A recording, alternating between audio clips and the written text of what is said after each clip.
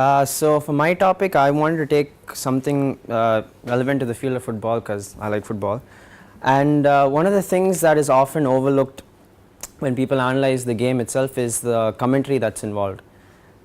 Now, the part that I wanted to analyze most importantly was the formation of a new register.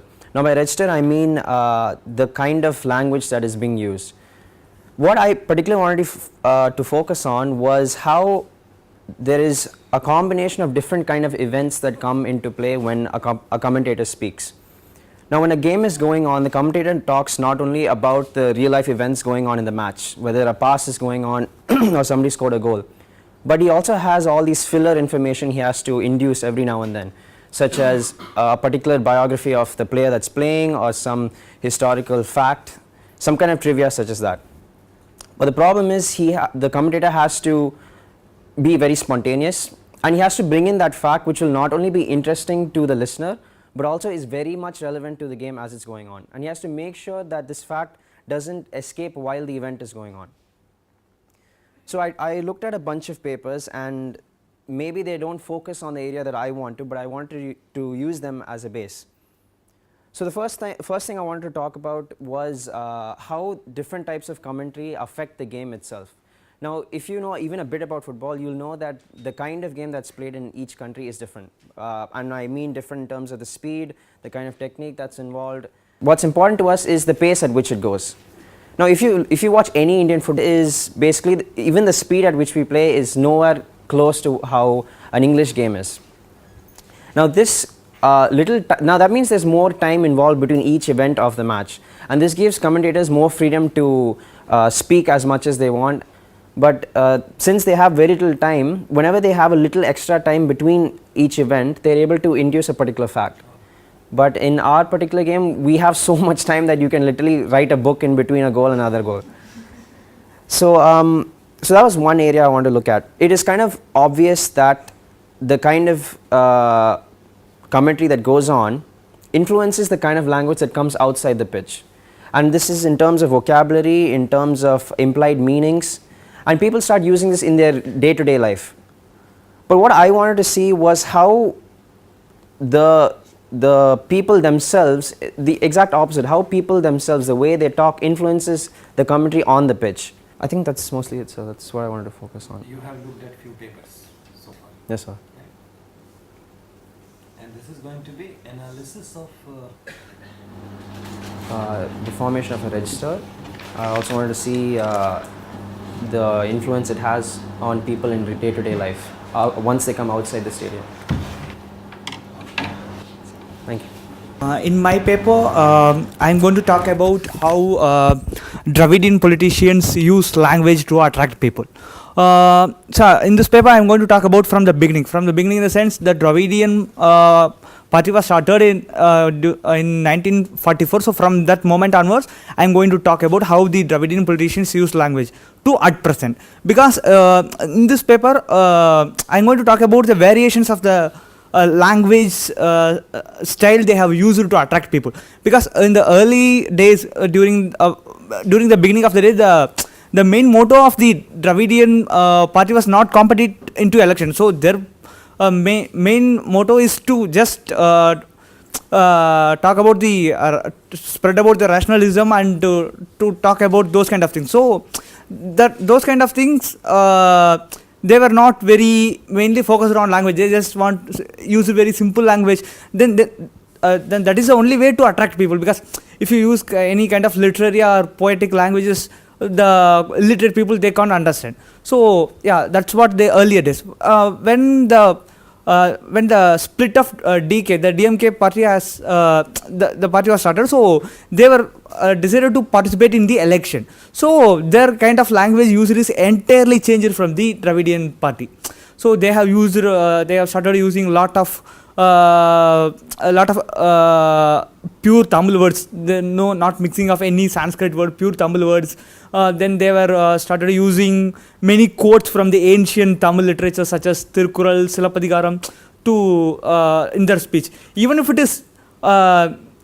the people, those who are literate, even if they are not interested, they thought that okay, the people, those who is speaking this guy know much about. so he will do best to us. So through this they get to some idea about those people. Then from in these days how the politicians use language, it is entirely changed from the 1970s 80s, because in these days they just want to mainly focus on youth people. So they are using a lot of rhyming, and that is on only they are using many other kind of languages such as English. So in the earlier days it was only on pure Tamil. Now in these days English. For example, in the 2014 election, the AIDMK chief, she was mentioning in the election who is going to win in this election. Is it Modi or this lady? Then at the end of the evening, the DMK leader Stalin, he gave a speech. Oh, this lady has asked a question. Who is going to win? Is it Modi or lady? No, I am saying these two of them are not going to win. The person who is going to win in this election is my daddy. So these kind of words to attract the youth people, and they are telling a lot of stories instead of quoting from the ancient text, because if you quote ancient text, the youth people, they won't listen. So they have started using a lot of stories. The stories in the sense, it's not any moral stories. They are creating their own stories to criticize the opposition people. So by this they want to tell what they really wanted to tell to the people. So I just want to focus, and I also, because the Dravidian politics, they use cinema as a tool to develop their party all over the state, but particularly only focusing on Tamil cinema, it's a vast topic. So I am planning to focus. I'm not going to focus the entire thing. I will give some examples from cinema from here and there, how they use some particular terms to attract people through cinema. So this is what I am planning to do. So my topic about language and politics. So I'll be basically focusing on slogan politics around the changing voting patterns in UP elections. And my main focus will be Bahujan Samaj Party in that area. So basically in this recent UP elections, you can see so normally we see language is not used to communicate but to deceive. This is often the case in politics and religious matters, religious agendas. Project I'll be using how these slogans, these marketing strategies are developed to around these people to actually target the basic caste. I'm using the papers of Nigeria about language politics, and there is a research about it. So I'll be using it as a base to talk about how the different posters were used in Nigeria to talk about how like they're recreating histories, deities, and using dialectic words. So as we go from phase 1 to phase 7 in Uttar Pradesh elections, we see every phase has a different kind of demographic and ethnographic differences. So basically politics focuses on who gets what and when and how. To achieve this, politicians normally use 4 or 5 skills: lobbying, writing, campaigning, or voting. So voting is the most important in Indian democracy, and politics revolves around the thirst for power to rule in some or other way. So to achieve this, there are 2 methods: verbal and non-verbal. So verbal includes oral or written medium, and non-verbal includes gestures, iconograph. So I'll be using how these speeches are written. So what are the purpose and what are the goals of these speeches? So basically the speeches of these politicians include 3 parts: to entertain, to persuade, and to inform. To entertain, they take a dig out the opposition party or who's against. To persuade, they create different beliefs, they create empathy among the population. So they create a vote base according to the crowd they are addressing. And to inform also. So like in recent election, Narendra Modi went to Varanasi and talked about how there has been discrimination about the electricity division between the different areas. And so I'll be focusing on what is the political language is designed to make. I'll be looking at persuasion, propaganda, and slogans, and what are the different deities or they recreate history and what types. I'll be focusing on tracing word acquisition, recognition, and fluency by examining lexical access with second language acquisition.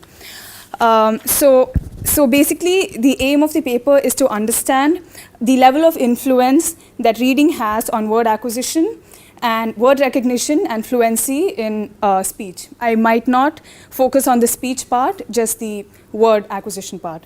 So I will begin with how word acquisition happens with first language, and then move on to the factors that affect second language acquisition. I mean, we've all already done first language acquisition, so I'm not going to talk about that, though I might include that as an introduction in the paper. So when we talk about factors that affect reading or learning words, we have to look at access to print, economic status, social factors, environmental factors, focus that a person gives to reading, the act of writing on paper instead of using computers, and exposure to language, of course. So before we understand these things, we need to understand what the different types or different kinds of words. I found about like 8 different kinds of words. So like orthographic word, phonological word, morphological word, lexical word, grammatical word, onomastic word, lexicographical word, and statistical word. So I'll not focus on all of these, but the basic focus will be on orthographic word, phonological word, and lexical word, because these are what helps us to read and retain what we read in our mental lexicon. So when I talk about lexical access, I mean the way in which individuals access words in the mental lexicon. So I mean, I have a diagram of what a lexical access would look like, but it's in pencil, so I don't think you guys can see it. I mean, like you have a word, like you start with baby, and then, you could connect that to cradle and doctor, nurse. So there's like this chart which you can plot. So that's basically how our mind works. So your input is like the color red. You would immediately think of rose, and you might think of love, you might think of heartbreak. I don't know. I mean, I mean, it's subjective, but yeah. So I would try to understand how second language speakers, how their mental lexicon is built. And to understand that, I would have to either look at phonological recoding. That is the process of translating print to sound, which is basically my whole paper, which is reading, helping in word acquisition. So the 2 things which I've reached till now is that phonological recoding says that, so basically it says you have an inner speech in your head. So as you're reading a book, it's like there's something in your mind which is also reading. I mean, you're not reading aloud, but your mind is basically reading. And that helps you to understand individual meanings of words. And this phonological recoding also says that this mental reading or inner speech helps to retain information. So to understand how word acquisition actually works, I would have to work a bit more on methods of reading, and that's as far as I've got till now, but yeah, thank you. I'm doing my paper on politeness theory, and specifically on situated politeness or impoliteness. And within this, my work is on humor and insults within politeness theory. So I looked at Penelope Brown and Stephen Levinson's Politeness, Some Universals in Language Usage, where they have defined their version of politeness, which is essentially that politeness theory is about redressing of affronts to a person's face by face-threatening acts. Now here, what do you mean by face? So the first person to actually talk about or bring about this politeness theory was Erving Goffman, and he adapted this from the Chinese. So the Chinese had this idea of face within their social context, which they could not lose, or they would try not to lose. So according to Hoffman, face is the social value effectively claimed for himself by a person by the line others assume he has taken during a particular usage. Essentially, what self-image are you trying to project? It can also be the public self-image that every person tries to protect. So we all try to project a certain image of ourselves to the world, and this is what face is. According to Brown and Levinson, there are two kinds of faces. There is the positive face, which is the want of every member to have his wants be desirable, or his actions and his self-image be appreciated and approved. And then there's the negative face, where the want of every individual to have his desires, his actions be unimpeded. So there should not be a freedom from imposition. So this is the very basics of politeness theory face, and by Hoffman and Brown and Levinson. So I cursorily looked at all these, and then I wanted to look into humor and insults. So humor has to be situated. Humor has to be situated within contexts. So that is why I looked into Haw, Davies and Merison's book about situating politeness. Within this book, there's a chapter on humor and how humor is context bound, and hence we find a lot of stereotypes within humor. When we talk about jokes, there are these stereotypes, right? There'll be, well, I never really understood them, but there are this recent phenomena called the dead baby jokes, and the fat person jokes, to be politically incorrect. So these are all very stereotypical. So I'll be looking into jokes and stereotypes, and I will also be looking at taunts and teasing. It's surprising to find that teasing, taunting, insulting, which is essentially face threatening to us. Like, we all have a face, and we work to not have it threatened by people, by people's actions, by our own actions. So insults, teasing, taunting, these are all face threatening acts, but there are situations and contexts within which these acts are not face threatening, which is they're taken in good humor. So I'll be trying to combine the two and figure out what situations, what stereotypes, what contexts within which these two reach a sort of peaceful resolution of sorts, where they meet. So that is about what I have read so far. Thank you. Initially, I said I'd be working on the classroom pedagogy of second language learning in school through school curriculum in CBSE schools, that is KV and Vanavani. So after reading a little, I found that the scope is way too much for my project. So I decided to focus more on the classroom pedagogy, keeping in mind Gardner's theory of socio-educational model, such that how does motivation and achievement work in terms of marking and grading system when a subject like a second language Hindi is made compulsory.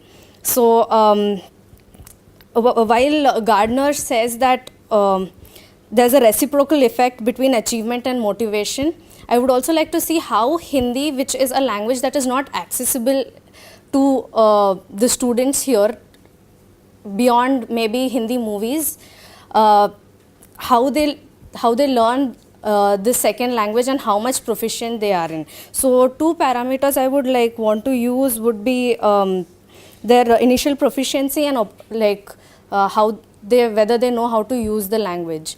So I would be focusing on from classes 6 to 8, because classes 3rd to 4th or 3rd to 6th would be those stages where they are introduced to the language. So I could not be expecting them to know much about the language or even use it. So Gardner also says that there's a difference between knowing a language and knowing how to use it.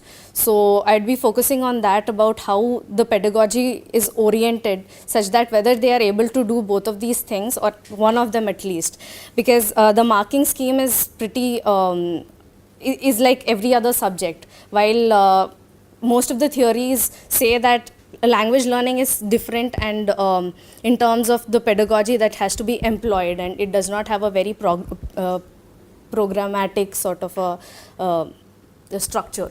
So I'd be focusing on that. So yeah, basically also I would be focusing on how the integrative and instrumental orientation are different. Trying to study that in our CBSE context, especially in these classes. So yeah, basically that is that. I intend to write a review. I don't want to do anything novel here.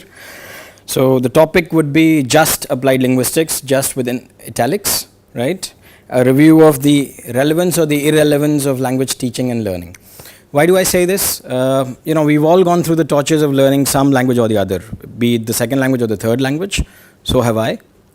In my case, maybe a few more. And I haven't learned any of those.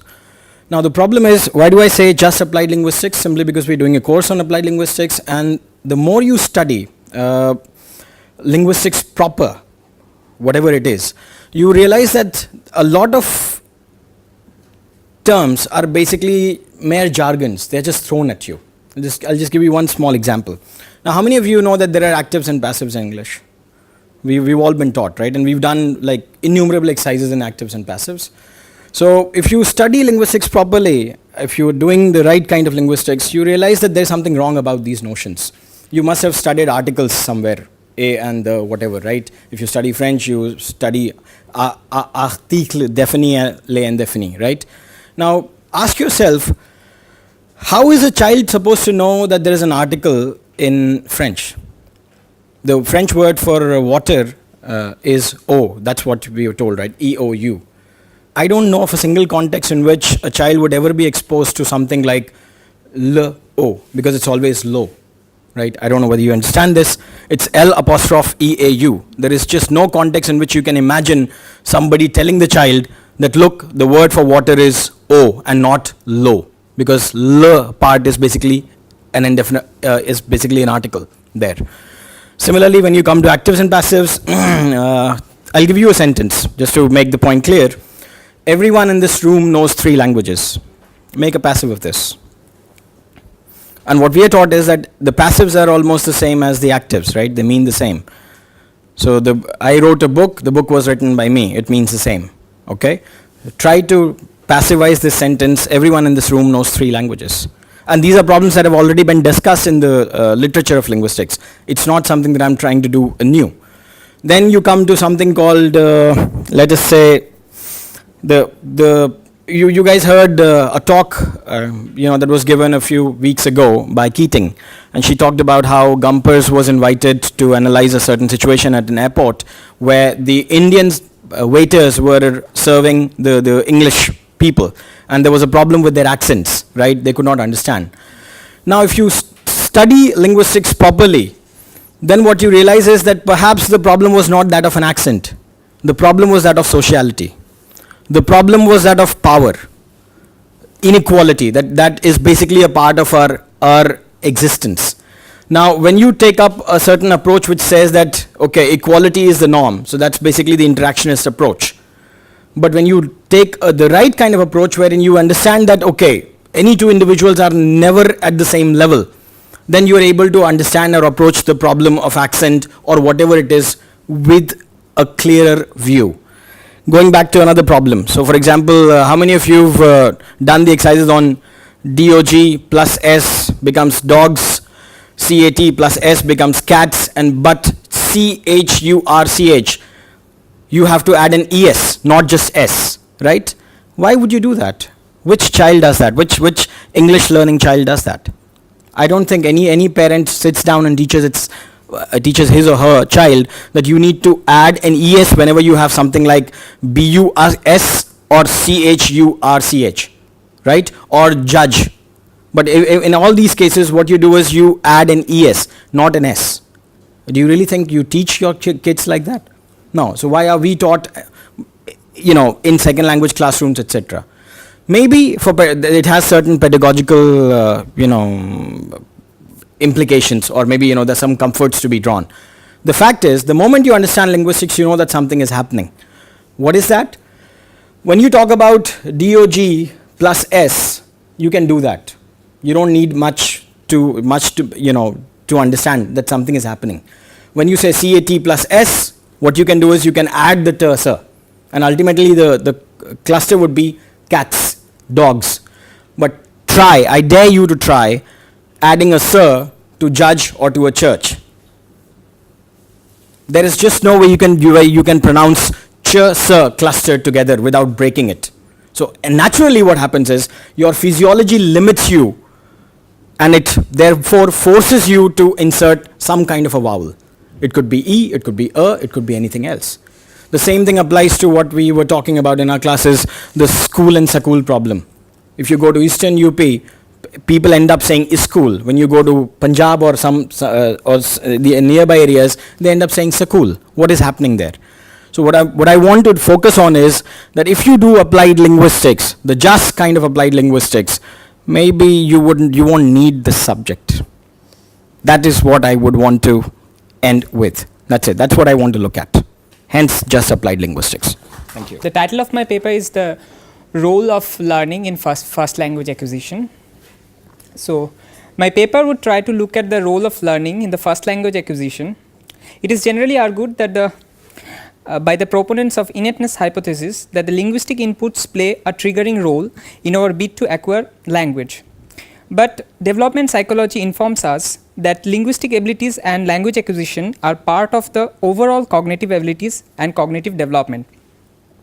Although it does not refutes the innate capacity of human beings to acquire language, it certainly highlights the significance of the social and cultural context in which linguistic development takes place.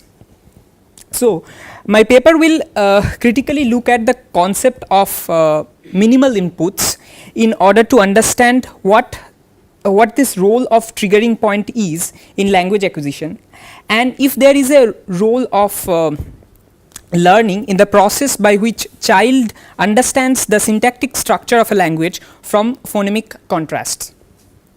Thus, the paper would try to investigate whether this triggering point itself is part of a learning process which is linked with the cognitive development of a child, one, and second part of this paper will look at this, whether this minimal inputs which initiates this triggering effect, whether it is merely linguistic or it is also there is a aspect of pragmatic element in it. And if that is the case, then how could we assume that linguistic development is independent of cognitive development, as has been claimed by Noam Chomsky? The language script / dialect called Arabic Malayalam, but I've been looking for stuff on it, and I realized that this is going to be a list of stuff that I don't know or that I will be looking at, to put in very politically nice terms. So if for those who don't know, Arabic Malayalam is basically, as far as we know, it's a script. There are differing opinions on whether it's actually a language, a dialect, or just a script. It's when you use Arabic script to write Malayalam. Yeah, you use language of one script. So when we WhatsApp and stuff, we kind of use English to type what we are saying in our native tongue. Kind of like that. That's what you do with, basically that's what Arabic Malayalam does, but it's a little bit complex than that. And Arabic Malayalam is not just the only, mix-up language out there. There's also Arabic Tamil, Arabic Kannada, Arabic Telugu, Arabic Sindhi, Arabic Punjabi, Arabic Bengali. And so when I looked at where this arrived from and how this developed and how it, kind of doesn't exist anymore. Apparently, it does actually exist in some places where it's taught in madrasas in Kerala and Lakshadweep. Since I didn't go to a madrasa, I wouldn't know. But it's also used by immigrant Muslims in Malaysia and Singapore.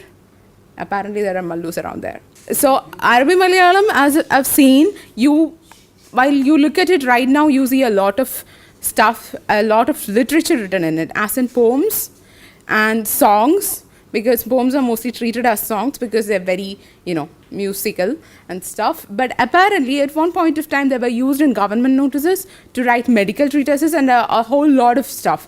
So for at least North Malabar community, there was a lot of stuff that was done in Arabic Malayalam. And the first documented stuff, even though was found from 1600s,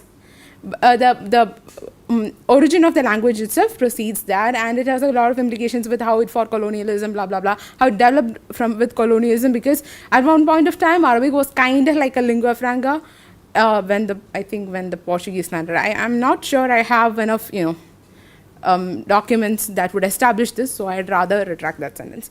So I'd like to know what, so even though people who weren't literate in the sense that they couldn't write Malayalam or English, they could write fluently in Arabic Malayalam, especially even women, which is kind of surprising that in 1900s or something, women could actually write letters, personal letters and stuff.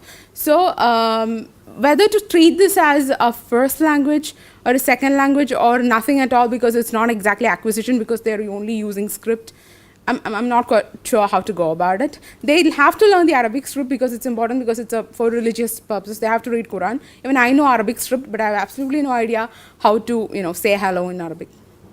So I'm not sure whether to look at it in an acquisition point of view. I am also not sure why it declined or how it survives. I'm also not sure whether to categorize it as a language or just a dialect or a script. Also, while a lot of poems were written in Arabic Malayalam, there was Malayalam itself was developing. Tunjatharishan wrote his stuff in Malayalam and Sanskrit, the pure Malayalam, and it was developing side by side at the same time, but you don't see the same importance given to both, or even other dialects in Malayalam. There is so I don't quite know how that works and why that works. Also in poetry, you see a lot of languages being mixed up. There's a necessity to including more letters, because Arabic has merely 28 letters. Mallu has, as we Mallus know, about 53 something. Yeah, it's a huge language. So if that makes sense, it's at least a huge script, because there are a lot of letters, half of which I'm not sure whether I pronounce right. So so as to include all these sounds into writing, they've taken up letters from Persian and stuff, because there's no pa in Arabic, for instance. So my surname wouldn't be able to. Stuff like that. So I don't know how many of those. So there is English, Tamil, Sanskrit, Hindi words, all that you can find in poetry. I'm not sure whether these words were used while they were writing it. So, well, that's a very short list of what I'm not sure about. I would really like feedback and whatever kind of help. Marwa, being the sweetheart that she is, send me a list of papers from a conference, but that's very difficult to reference to. So, thank you, that's it. Others, they're writing in pictures, so they're doing narratives with a unique type of symbol. So what I'm going to do is, I'm going to look at how you perceive meaning through a language as diverse as a medium as diverse as comics, which uses both visual language as well as spoken language. So it's kind of like a language as such is a kind of human behavior that we invented for communication and all kinds of stuff that we're learning about. And then there's comics. There's a social product of a combination of two human behaviors, writing and drawing. So the whole point of my project is to find out how you perceive meaning through this combination. So then comics themselves are not a language as such, but more like a medium. Just like novels and magazines are not a language as such. They have a language within them. They're like a medium for language. So you can't have different kinds of comics. You don't look at different kinds of comics in my project. You look at what they carry within them. So I have a couple of questions. I got it from the reading I'm doing. So it's like so there's like graphic representation of characters and places. Just like in a sentence, you have all these separate words and stuff. So you try to take meaning out of that. So there's like a sequence of words and stuff. There'll be like a panel. Then the collection of panels makes up a text. So yeah. Making sense of this whole sequence of events, that's how you do it. They produce that stuff, the writer and the graphic designer, and we make sense of that that combination between the visual language and the verbal language. I keep repeating that. So there's like continuity between each panel, and that forms the whole text, and we try to like fill in between these pictures and words. This is not like a regular continuity like in a book. You have a picture, you have words that explain them maybe, then you have the next image and the next couple of sets of words that explain that particular image. There's no continuity between them, so you try to make sense out of that. So an example of the transcendence of cultural codes that is inherent within a written language that goes on into the comic book medium. I found an example within the reading. So there's like a metaphor for there's a metaphor that says like anger is a hot fluid and container. So in a verbal setting, you'll be like he's boiling over with rage or something. So in a comics, you can see that when a person is angry, you'll have steam coming out of his ears and stuff. Same thing. Yeah. So I'll be looking at that and the properties governing sequence of panels and grammars. That makes up the whole grammatic structure of the comic book medium. Linguistic politics of identity and mass persuasion. I'll be including a brief study with respect to the formation of Telangana. The paper, there's this Frederick Paul's paper on language and politics in India that was published in 1962. I'll be using that and then some chapters of the books of Thomas and Waring's Language, Society and Power and Atkinson's Lend Me Your Ears, All You Need to Know About Making Speeches and Presentations, and also Manufacturing Consent by Herman and Chomsky. And there are again secondary papers that talk about the formation of Telangana and linguistic identity. So this paper explores the role of language and dialect in formation of identity and identity politics, and how a nation with comprising 29 states that are formed on a linguistic basis, and each of it having its own culture, languages, dialects of their own, and how they define and shape them, and how these identities and languages in themselves are used by vested political interests of individuals or groups. And I would also briefly analyze the pre-bifurcation scenario in Telangana state and the role of politics of identity and mass persuasion there.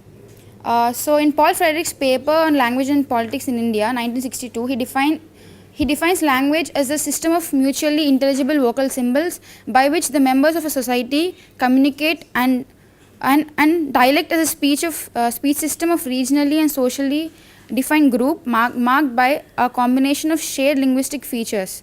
Such dialects may form a chain so that the speakers of widely separated links cannot understand one another. So during the course of this study, one understands that the problems due to any other conflict or disturbance can be turned into a linguistic ruckus again. So for example, if people in a region or a state are apprehensive about their employment or struggling to provide basic necessities for their families, they could get frustrated due to the language differences and the very presence of people of other languages and dialects. And so it is easy for the politicians to kindle the fire of regionalism and linguistic identity and cause disruption there. So the discontented indigenous groups, again, who fight for their existence and survival, is exploited politically. So there are both positives and negatives of this linguistic identity, which I will be looking into. Yeah. Hi everyone, I'll be continuing with the original topic that I'd started out with, basically, which is how music plays a huge role and also aids in second language acquisition. So what drew me to this topic was the fact that, I love music, one, and two, we've all grown up, learning nursery rhymes, and we never forget the nursery rhymes that we learned. And also how, as a child, I used to recite my multiplication tables, by singing them in my mind and all that. So once we learn it like that, you never forget it. So what's the entire psychology behind it, and how, language acquisition is aided by music. So that was what I started out with, and I wanted to look at how it would play a huge role in second language acquisition as well. So far I've basically looked at three papers. One is Parallels and Non-Parallels Between Language and Music by Ray Jackendorf, and the second one is a paper called The Use of Music for Learning Languages by John Stansel, and the third one is called Why Use Music in English Language Learning by Dwayne Eng. I've also started on the book that Sir talked about by KG Vijayakrishnan Sir, but I've just started one chapter of it, and I didn't find anything useful to this topic so far. So I just thought I'll just briefly talk about what each paper talked about. So basically, Jack and Doff's paper focuses on the following question about what does music share with language that makes them distinct from other human activities. And he basically, at the end of the paper, he concludes that music and language share many similarities and at the same time several dissimilarities as well. So some of the similarities that he lists out between music and language are that no new non-humans have either language or music in the human sense. Both involve sound production. Each of them have local variants, and language and music can be combined in song. And he also goes on to talk about how music and language are also structurally very similar. And this is what is this underlying structure of music and language is explored further in John Stansell's paper. And he talks about a lot of research that has gone into it. So apparently this comparison drawing between music and language started all the way from Plato, who where is that? Okay, who talked about how musical training is a more potent instrument than any other because rhythm and harmony find their way into the inward places of the soul. And John Stansell quotes a lot of people. He goes into neuropsychology, he goes into linguistics, he quotes examples from a lot of different fields. So for example, language recognition is integral in infants. That's one hypothesis, and it's been supported by 3 separate people, basically Alfred Tomatis, Carmen Mora, and Joanne Loe. So basically they explain that infants cannot hear consonants while in the mother's body, but they can only hear musical vowel sounds. And Mora has also concluded that musical aspects of language like tone, stress, timbre are sonorous units into which phonemes and are later placed. And the third person, Louis, points out how pre-linguistically music serves as a carrier for communicative content. I was reminded of how mothers would make their babies listen to good music like Mozart or Beethoven in the hope that they would turn out to be geniuses or something like that. So yeah. So basically, it's also been proved that musical people have increased aptitude in foreign language learning due to advanced ability in perceiving, processing, and closely reproducing accents. So this is where I go into the aspect of second language acquisition.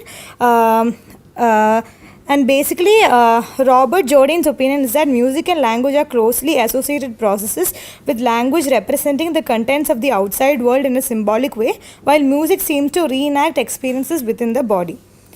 Right, so with specific reference to second language acquisition, I also came across this very interesting term called effective filter hypothesis, which basically says that the most favorable learning occurs in a setting of low anxiety, self-confidence, and high motivation, which apparently music facilitates.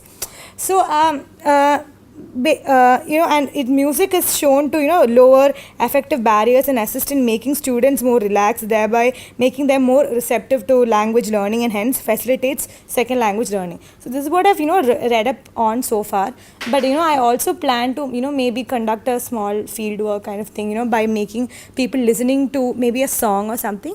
And first instance I would make them listen to a song and then ask them to memorize a set of words. And I would ask them how many of it they remember. The second experiment, I would ask them to not listen to the song and just look at another set of words and see how many words they remember. And then if they can do it, then yeah, my hypothesis would be proved. Effective filter hypothesis is part of Grasson's model of learning. Okay, sir. We will be talking about it a little bit more on language teaching. Okay, sir. Meanwhile, if you want to read a little bit more about it, you can read Steve Krashen. Steve Krashen. Okay. We'll talk. I'll do it. Okay, sir. Conceived of my topic and explain how I formulated my topic and how I reached to my present situation. So the topic is how bilingual children respond to medium of instruction and notions of mother tongue. How I started is that I was very interested in how the concept of bilingual and multilingual kids in terms of first language. So I was interested in whether bilingual kids do have 2 mother tongues, or do their mother tongues constitute of a combination of languages, and how their situations are incorporated in the learning system and language policy. So this was how I started it. And I checked different articles, And so about language policy and learning system. So the major policy which I discovered was the UNICEF policy in 2007, which talks about learners as learning better in their own mother tongue as a prelude to and complement of bilingual education approaches. So they promote identity preservation, and as Sapir and Bob's hypothesis suggests, language and culture are intricately linked, and so they consider language as the epitome of culture. The ambassador of UNESCO's, the Goodwill Ambassador for Language, says that everyone loses if one's language is lost, because then a nation and culture lose their memory. So you can see that culture, language and memory, an entire community's memory is linked to their mother tongue or first language. So they talk about how a lingua franca should be developed, that is a knowledge for communication should be developed, not as a substitute, that is subtractive bilingualism, but something that aids so they propose this particular policy of wherein there is like a period of learning where you first learn the mother tongue or the first language, and then you it's said that it builds a strong foundation, which and then you use a lingua franca to build a strong bridge for the second language acquisition. So the stress that I'd like to place here is the cultural importance which is placed on language. So I thought about how this affects bilingual kids. Like what would their culture be? What would it be? So the sense that I got from this is that the concept of the mother tongue is more political than linguistic. So but the concept of the mother tongue is actually what the medium of instruction is based upon. I looked at India's policy on this, and the Central Advisory Board of Education in 1957 formulated the 3-language formula, and this was implemented, or rather advised, by the National Curriculum Formulation in 2005, which says that again the mother tongue should be used as the medium of instruction in primary schools, and then the second language and the third language should be developed. But this is not followed, as we all know. Sometimes the vernacular schools use it, but then the schools, English is more privileged as the medium of instruction. So there is this article too, Bilingual Children's Mother Tongue, Why is it important for education, by J. Cummings. This is quoted by UNICEF too. Which talks about how assimilationist policies in education discourage students from maintaining their mother tongue, which is the policy which uses English as the privileged medium of instruction. If children retain their culture and language, it's seen as they become less capable of identifying with their mainstream culture and learning the mainstream language of society. This is very important because this conveys a sense that the difference of motives which which is characterized in UNICEF's aims and in the aims which we see in using English as a medium of instruction in schools. So they talk about mother tongue as the primary mode of, UNICEF talks about mother tongue as the primary mode of medium of instruction, in the sense of that it helps to accommodate people from different multicultural, multilingual communities. But then in schools in India, you talk about using English as a medium of instruction to to gain admission into a particular society, into a mainstream society. So, vernacular medium of instruction, as I said before, is closer to the UNICEF model. So, but you can see that in both UNICEF as well as J. Cummings' paper, there is an overemphasis of education on development of linguistic capacity. So, I've used all these papers to basically my understanding of it was that again that the concept of mother tongue is political rather than linguistic. So I thought that I would formulate a focus group with the field being upper primary and interview like 2 schools with different medium of instruction but rather similar teaching methods, which is the rote method which we commonly see, that is which focuses on repetition and learning by heart. So I wanted to figure out how kids respond to concepts in different medium of instruction in both these schools, which helps in figuring out which is their first language, and then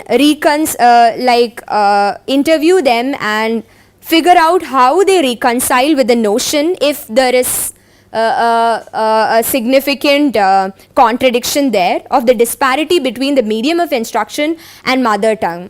So you can see that in schools which use English as a medium of instruction, there is a disparity there, where they are relinquishing their culture, which is embedded in the language, in favor of English for social mobility.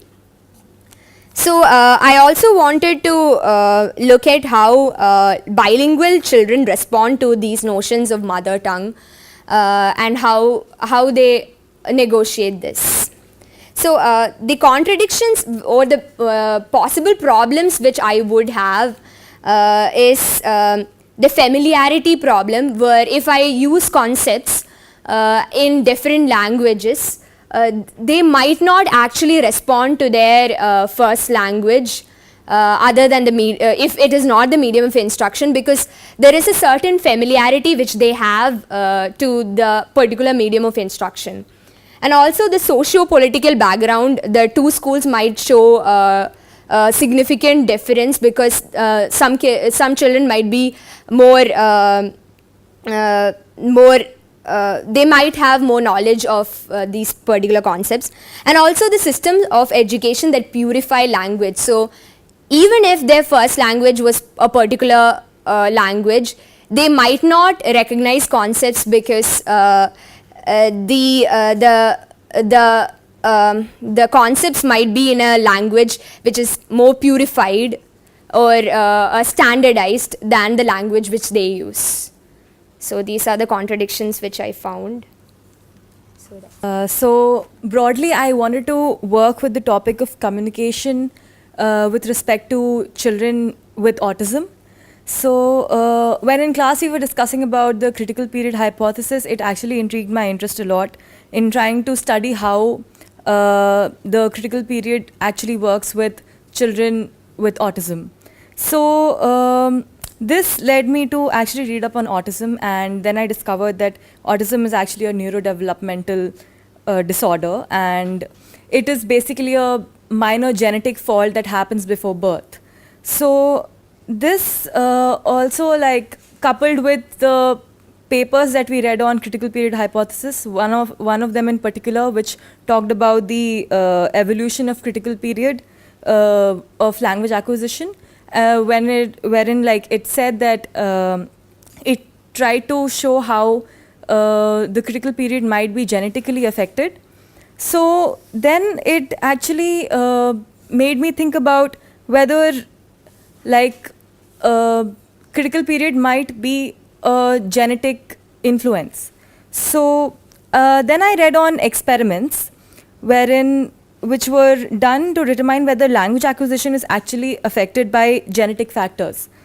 So these experiments, which are actually regarding human genes, so they actually determine that maybe there is a gene which is responsible for speech and language, And one of the most famous experiments that actually established this is with the KE family. So researchers have actually given a name to this British family. They call it the KE family. It was one of the first families which had like 15 members that were affected by language disorder.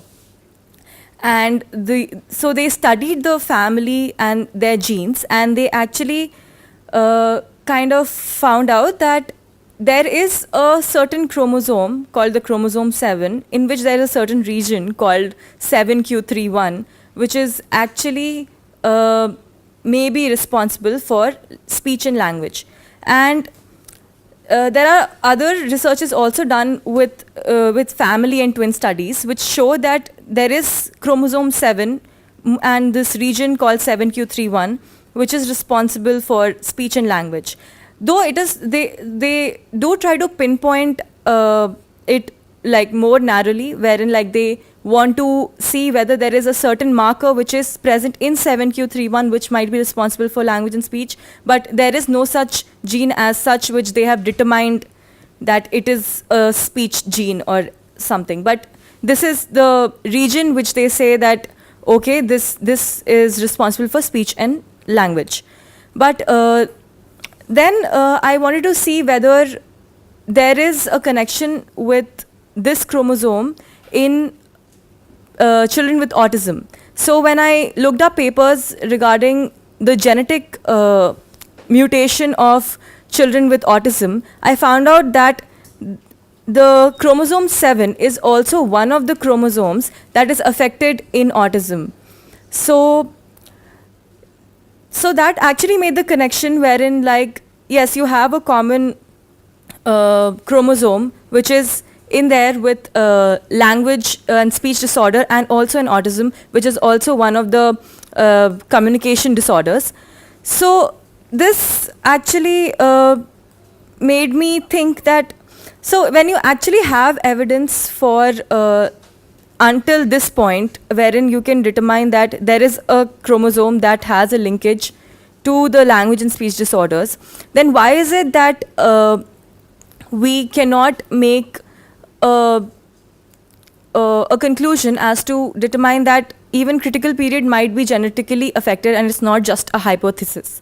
So this is basically the question that I'm trying to ask through this paper. And if we can't make this conclusion, then what it is that is actually stopping us from making this conclusion? My topic stems from my confusion of not knowing what is this language that I speak at home. The Hindi speakers will tell me, no, this is not Hindi, and the Urdu speakers from Lucknow have often told us South Indians that you guys don't even know Urdu, you don't speak it.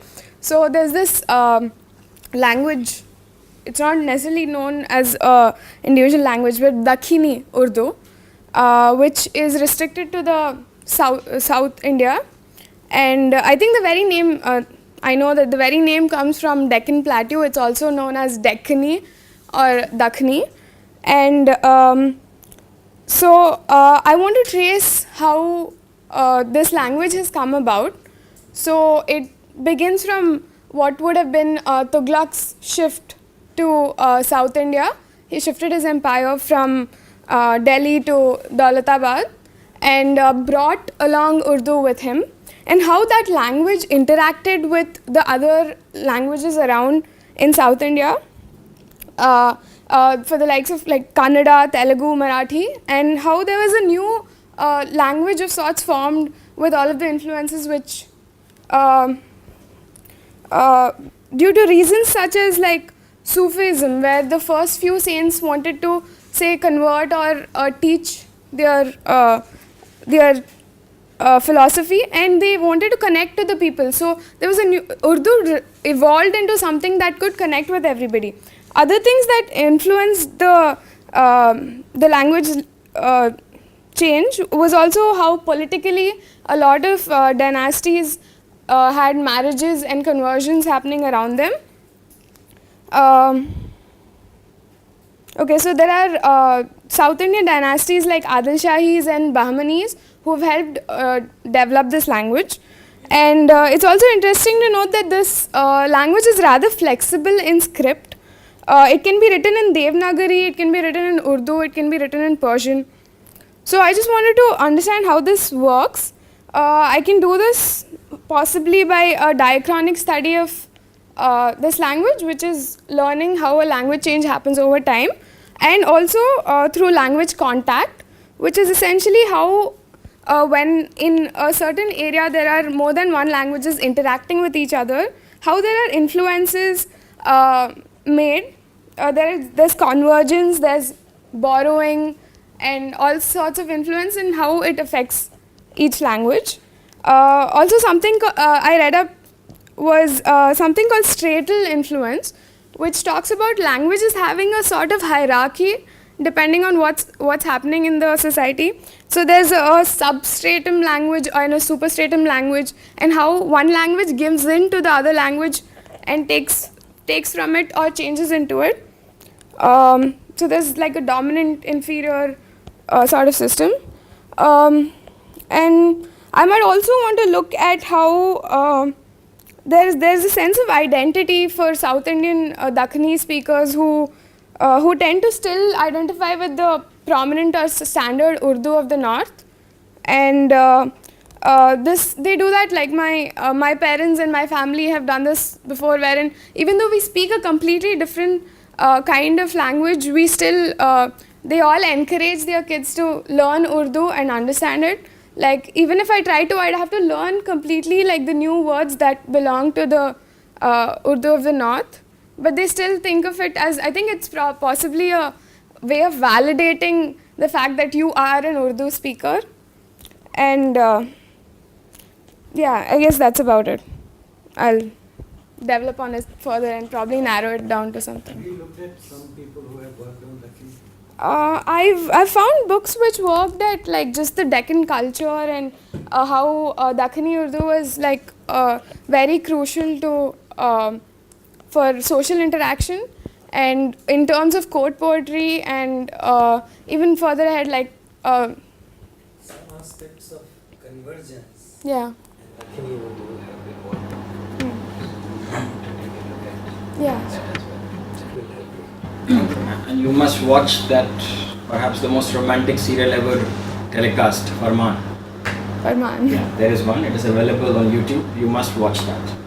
Okay.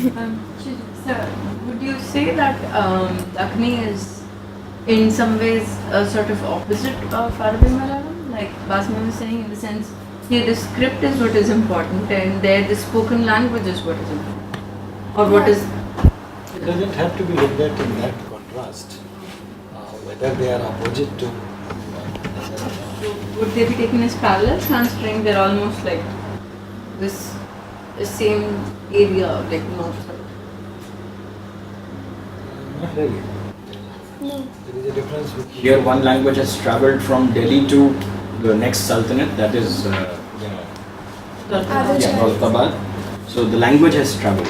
In the other case, the language, it is not the language that is being talked about, it is the script which has come to influence in some sense. So the lenses are different.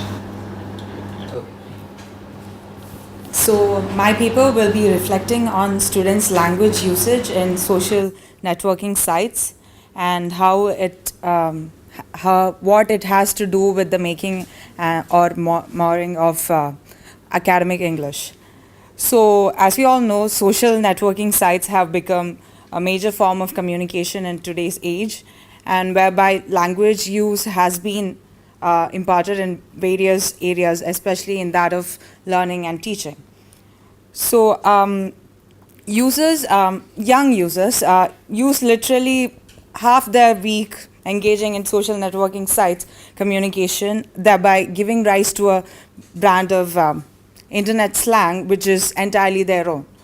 So as a major new means of global communication, the internet is bound to have a great impact on language use.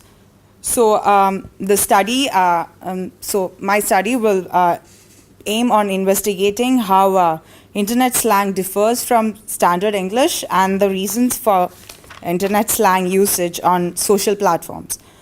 And so my research objective is to investigate the variables that influence English proficiency among the students in IITM, and I'll be doing a survey for the same. So there are 3 objectives for my study. To determine the association between language preference and English proficiency, and to examine how abbreviations and short forms relate to English proficiency, and to finally to investigate the relationship between the usage of social networking sites and English proficiency. So I'll be using a quantitative study as my research method, which will involve MCQ questions that are basically yes or no, or strongly agree to strongly disagree. It'll be in the MCQ questions will be investigating the linguistic features or abbreviations and short forms, and also the usage of linguistic features such as improper grammar and code switching to communicate. So I want to use the descriptive statistical method to analyze the questionnaire, and I'm hoping to find an association between English proficiency and the usage of social networking sites. So the topic that I will be talking about is the tentative title is Honorification and Politeness in Santali. Now Santal is a tribal society that lives in West Bengal, in Jharkhand, in Orissa and Assam. So what I will be doing is focusing on the Santal communities in West Bengal and in Orissa. So for that, so first of all, what I in Santali, while I was working on Santali on a social basis, I found that in a paper where Nishant Choksi, where he was working in West Bengal in different villages of Santal areas. So he said that in Santali there is no honorific pronoun. Like if you say in Hindi, tu, tum and aap. So there are 3 levels.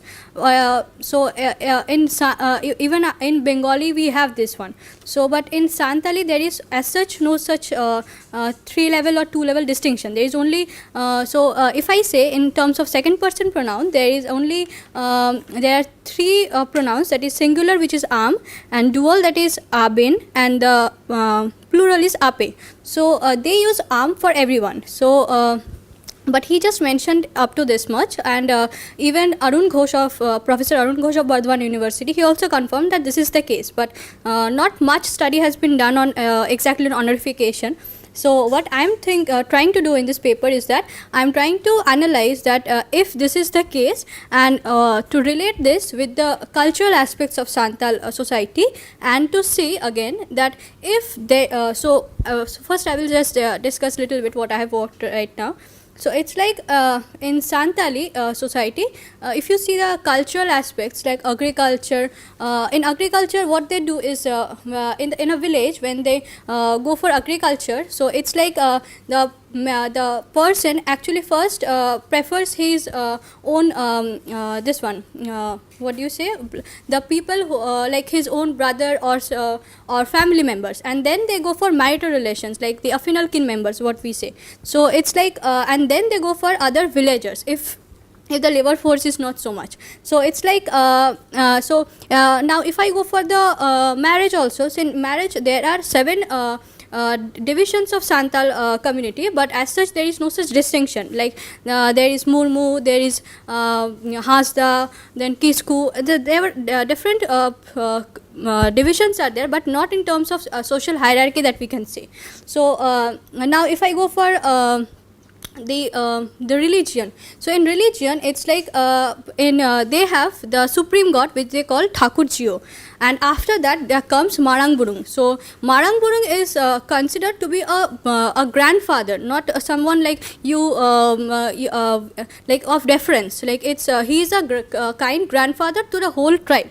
So in if I see all these aspects, so there is as such there is no deference for anything. So in terms of social, there is no as such no social hierarchy. So if I take this concept, so then I can see in Santal when I am talking in with the Santal speaker, so what they say is that when they address in terms of you, that we say in English like tu wo distinction, so it's like they do not have this distinction. They use only that is the singular the singular second person pronoun for everyone.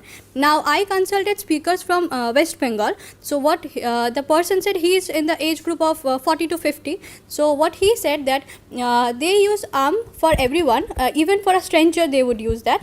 But he said specifically that this is considered like about the males of the Santal society, not about the women of the Santal society. So it's like when he meets a male stranger, so that then he will use even if he his own brother, he will use his own elder brother or younger brother, he will use his own grandfather, people from his villages, whether they're elder or younger, he will use But if the person is suppose father-in-law or mother-in-law or elder brother-in-law, like people who are in-laws but elder, they will use the dual pronoun, which is abin. Now what he said but for the in-laws who are again younger, they will use the same one, that is So what he said that why now what is happening is that since the people, the children, they have started getting education in West Bengal in Bengali medium schools or in English medium schools. So what is happening is that they have started using that three-level hierarchy that is there in Bangla in their own language. So what they not three-level, actually they use the two-level one. So what they do is that they use this dual pronoun, that is abin, for everything. So from the speakers of Orissa, of Santal speakers of Orissa, they have again different things. So these are the things. So the next part what I will be working on, that if so as such there is no such difference, so the syntactic strategies that they use for politeness, like politeness is a pragmatic phenomenon, but deference is a social phenomenon. So if there is no difference, then there must be some pragmatic aspects of showing respect. So the third part of the paper will be about this pragmatic aspects, like in terms of the syntactic strategies. So yeah, this is about the paper. Hello, my paper will be about issues in language assessment and testing.